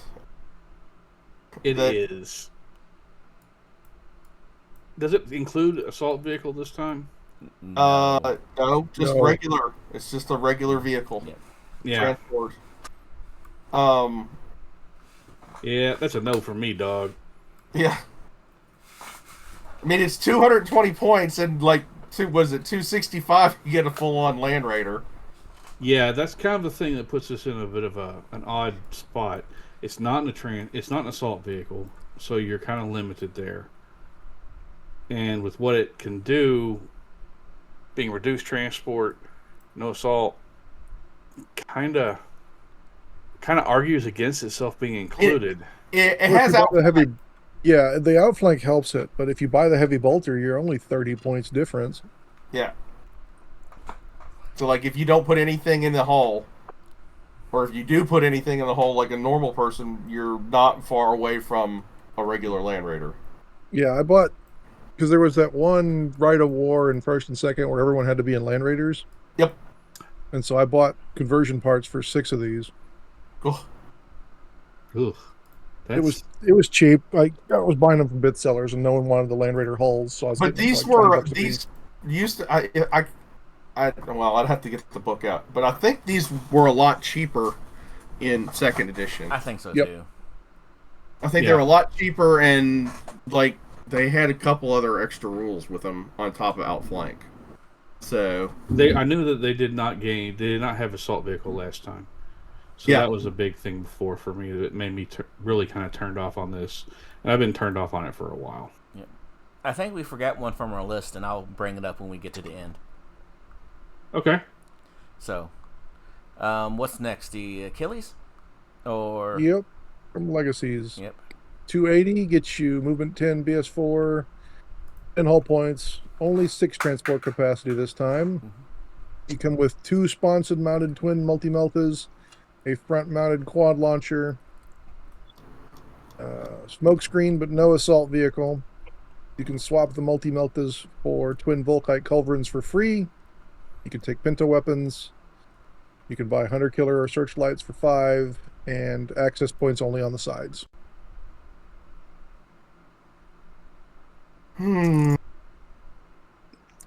Again, for me, it's limited transport capacity. very limited. It's even less than the Explorator. Yeah, and you don't have the severe. You don't have the assault vehicle ability. You don't have the ability to buy quad or buy phosphex shells. You lost the cool ignores meltdown. Yep. Rule ahead 1 and 2. But you do get to have the quad mortar itself, which is nice, even if you can't throw the phosphex on there. And you get the twin multi-meltas, which are also a nice thing. Yep. If you're looking forward to playing with odd Raider variants, it's definitely a cool thing to use. I just feel it's a bit lacking for me personally. If there's some Yeah. key detachment that they come out with in the future that requires you have a heavy transport, like, this could fit the bill. It could. Well, I mean, you're not carrying much in it. I mean, you're either carrying 6-man squad or a 3-man squad. Or you're not carrying anything in it, Anything at all. and you're just using it for hunting stuff. Because But if you're hunting, you're going to have to get up close with it. That's for sure. that is true. That is true. Still, Jack, don't you own one of these already? I own 2 for Death Guard, and I technically have 1 for Ultramarines. Yep, I've got one of the older GW or Forge World resins for the Ultramarines. It's one of the kits I did not ever get. Yeah, I never got one either. But that's mostly because I, at that time, was not focused on having all kinds of Land Raiders. various Raider flavors. I Yeah. just wanted the Raiders that worked. I don't know. I think this is one of the units and legacies that didn't really Translate well. Yeah, it didn't translate well or got the beat stick to it. There was a lot of stuff that got the kind of a beat stick, but yeah, I see where you're at there. Well, I mean, like, if it had like a higher transport capacity, like 10 or 12, as long dropping the Phosphex, I mean, that was the big one for it. That was the reason why most people were getting these. And I liked it in Jack's army that he used to have. It was like 4 Land Raiders and a Spartan, and that was it. That was all he put on the table. Yeah, no, I mean, I've seen plenty of these. I know plenty of people that have them. It's just, this is not in a good spot in 3rd edition. That Can't agree. army was easy to play when you maybe been drinking all day. Yeah, it was great for Adepticon. Just get drunk, put the set on the table. And it fit in a 720 with the splay boards. And Nice. Yeah. Yep. So What's next? The Cestus. Assault Ram, yep. I wasn't sure if that made it on the list or not, so. Yep, it's there. All right. It's a weird spot kind of thing too. Yep, 290 Movement 18, BS4, 13, 13, 13 with the newest update. 7 hull points, 16 transport capacity, centerline mounted Magma Melta cannon, 2 centerline mounted Cyclone missile launchers. It's an assault vehicle, which apparently is hard to come by these days. Vehicle transport flyer. If this model does not have bait, it's considered to have access points on all facings. That's odd, but so That's hide kind of your rude. base. Hide your base. Does not have a base. It's considered a hide your base. That's everybody. weird, man. That is weird. That. The armor is kind of buy this model anymore. So let's like start off there. Yeah, you can't. It's like not even for sale. Yeah. Like even at Forge World, it's like gone. Yeah. That's okay. Maybe that's our surprise announcement tomorrow. Maybe we'll be getting Assault Rams and Classic. Yeah. Because everyone's clamoring for it. This came from the BAB the BAB War. Yeah, books. It's a solid model. It had cool rules back in the day. Well, it used to be able to transport the same amount of Terminators as it did regular troops. Right, and you used to be able to ram and maybe negate the damage to yourself if you did a ram. Yep. To denote that it's a assault ram, which I thought was always cool. Like this, and it also had a big Melt-A-Blast too on top of that. Yeah. So this was a very, very cool model. If you don't want to know what it looks like, look it up. It looks like most of the hover vehicles nowadays. It really does. Way cooler. It's cooler. It's blockier, but yeah, I mean it's basically like a twin outrigger hull. It is heavy. It's a chunk. It is a chunk. Jack, don't you own 2 of these from Forge World because of a mess up on their part? Yes. Yeah, I still think that's a funny story. Yeah. Well, it was back in the day when they had great customer service. It'll be there in 30 days. So 35 days, it didn't show up. So I called them and they reshipped it and they expedited it. And the expedited package showed up, and then the original package showed up. Because it got that happened with my USPS hell. Yeah, that happened with my Dreadnought drop pods. So I ended up with multiples of them. I mean, it worked back then in the day. GW's customer service was honestly second to none. Oh yeah. Not quite the same these days, but I respect why. A lot of people took advantage of it. I know a number of people locally to me on Jack that took advantage of it and of them. So, yeah, I'd usually give them 40 days if it hadn't showed up, and then I'd call about it or email. I needed it for Adepticon, so at like 35 days, I'm like, ooh, I got to have this. Yeah. So it's a flyer, but it's got like 13 armor all the way around, which is now higher than all the other flyers, isn't that? Yes, it is higher than other flyers. What about the Thunderhawk? We touched on the Thunderhawk on the Super Heavies ones, but I don't think we need to touch him tonight. No, he said armor. It's the same armor as the Thunderhawk. Same armor. Okay. The Stormbird is 14s. Yep. So I don't know. It's assault vehicle. It has a 16 capacity on it, which means you can get what 8 Terminators. 8 Terminators in there, yeah. So that's not bad for. I mean, that's not bad. I mean, that's about what it was supposed to have, if I remember correctly. Before it was like 8 to 10 or something like that. It was transport capacity 10, but it had special harnesses that you could, by magic, it could carry anything. You didn't care about bulky. Yeah, it didn't. Yeah, basically. Centerline mounted Cyclone missile launchers and the Magna Melta cannon in the centerline too. So I mean, it can dish out some hurt. It's a little expensive. Oh, it absolutely can. It's expensive, but honestly, it's another one of those. This one is an assault vehicle, so you fly on your 18 and you have a ridiculous threat range, as Brian pointed out earlier. And if you leave your base at home, you can assault out of anywhere. Yeah. Yes. Any direction. So the only problem is we mentioned is these have become increasingly hard to get because they haven't been made in a long time. And they don't transport well. No, they don't. Yeah.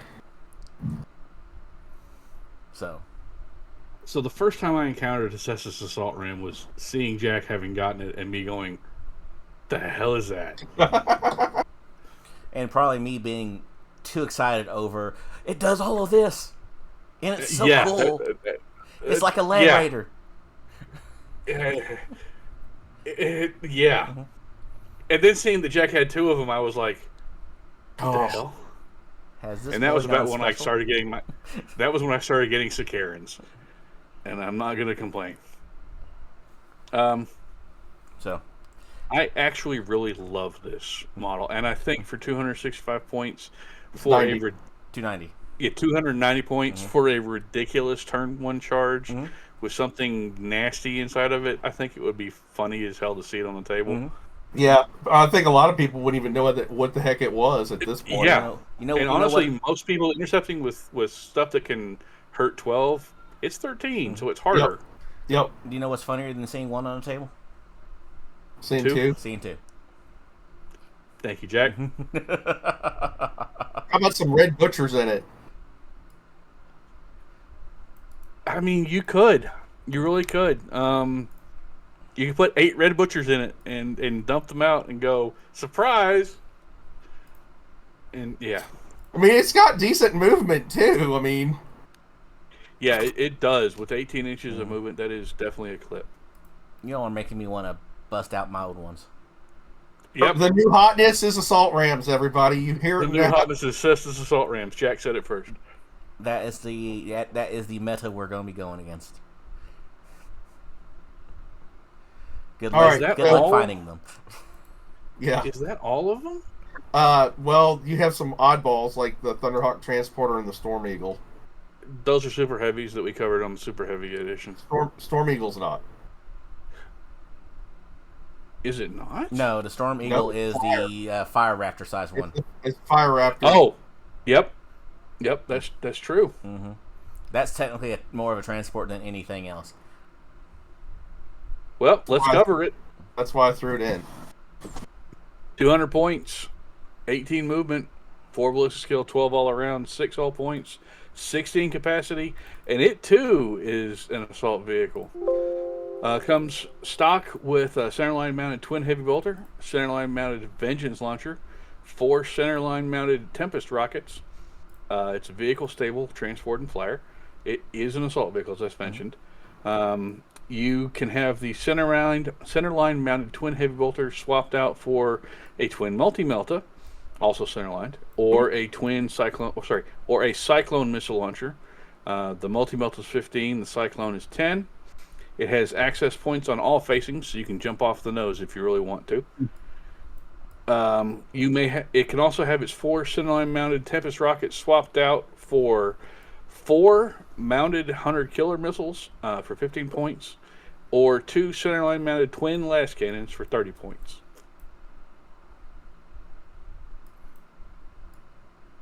I don't know, for 200 points, that doesn't sound bad with... Because you can fly on and fly off in this edition, right? That's what you have to do, right?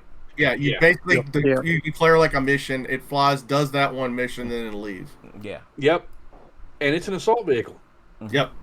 So this is another one. So how like would the Cestus. 245. So how would stable affect this? Yeah, I don't understand. Same way it does a Kratos. Mm-hmm.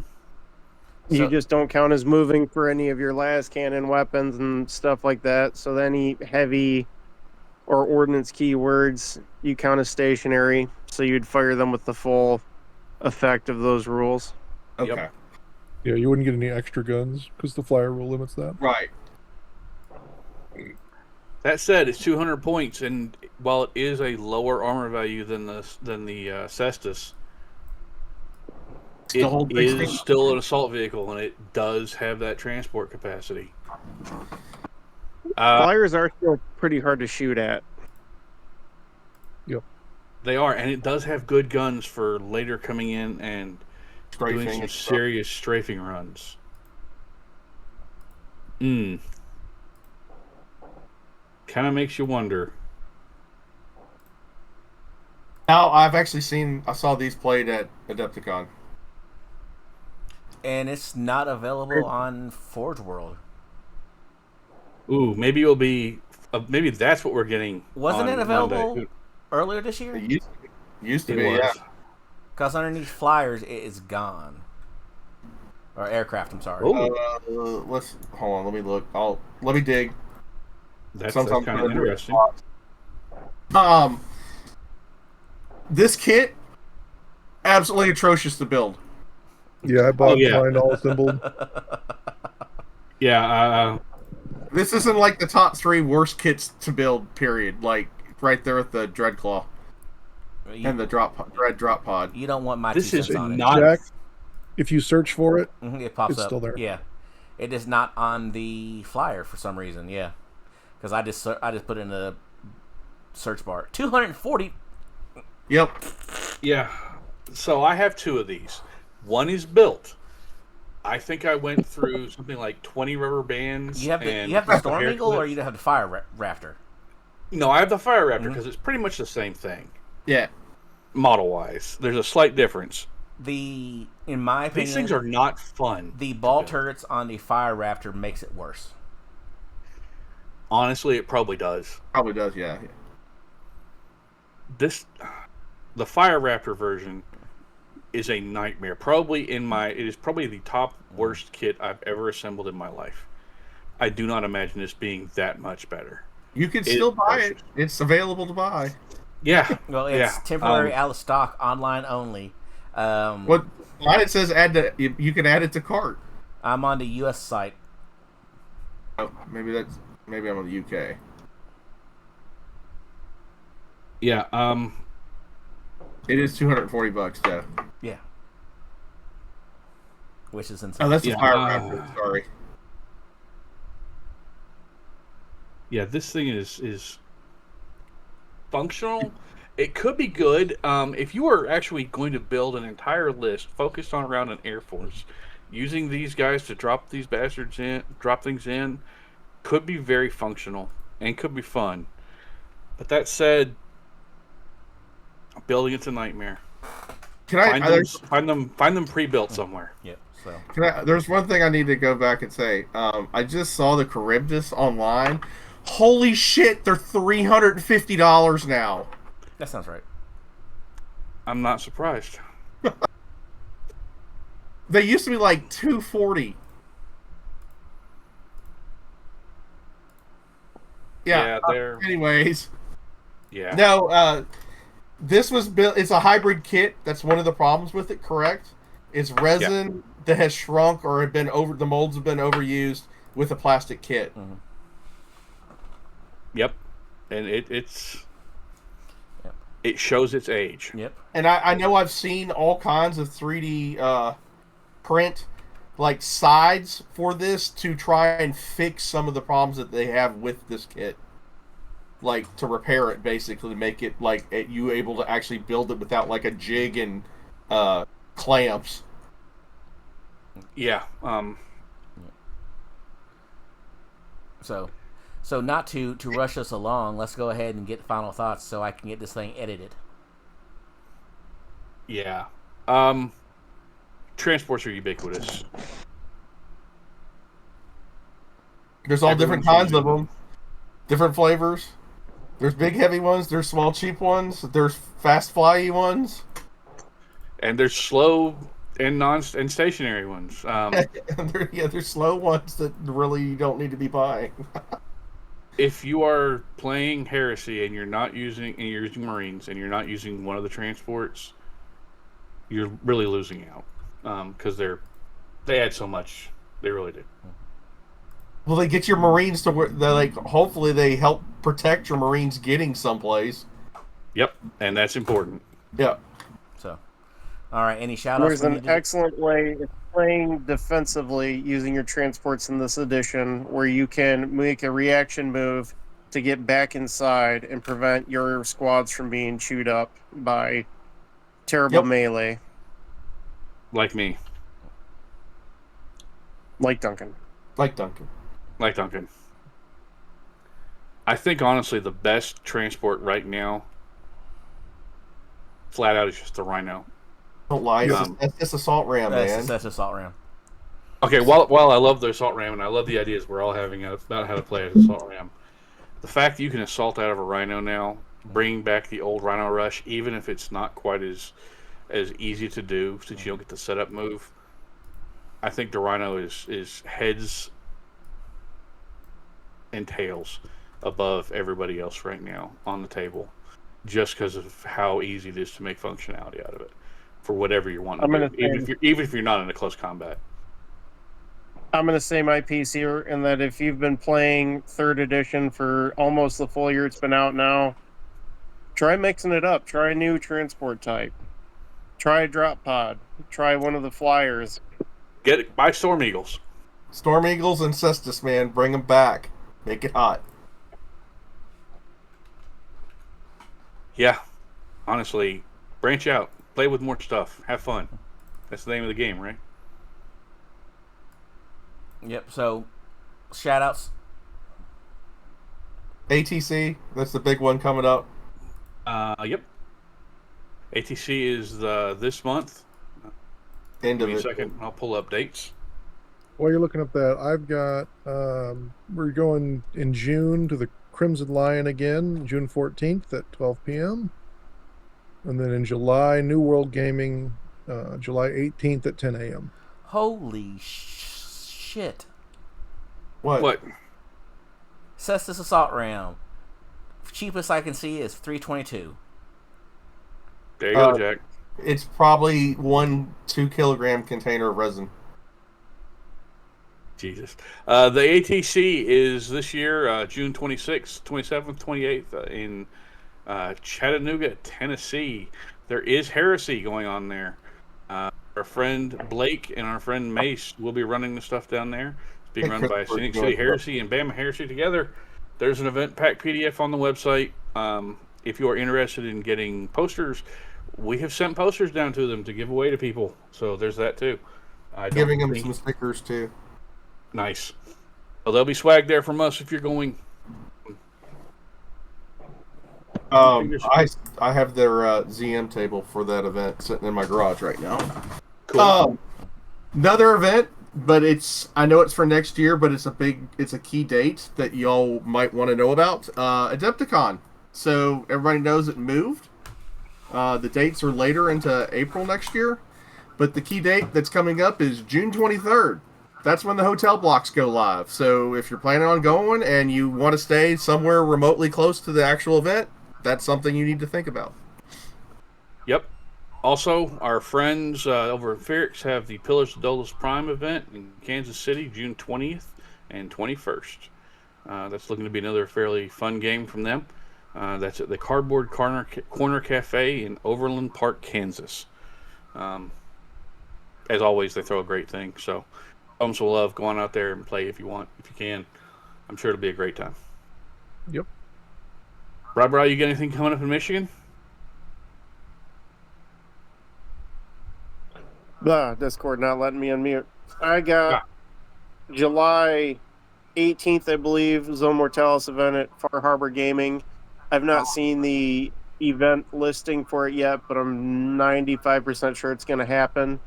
My friend Charlie's going to be running that. I wouldn't be surprised if he gets a Best Coast Pairings event listing out for that before too long.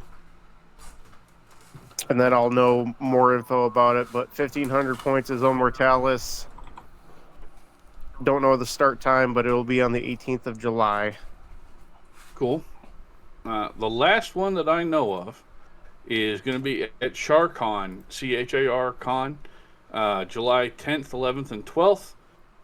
This is going on the Friday, the Saturday, and the Sunday.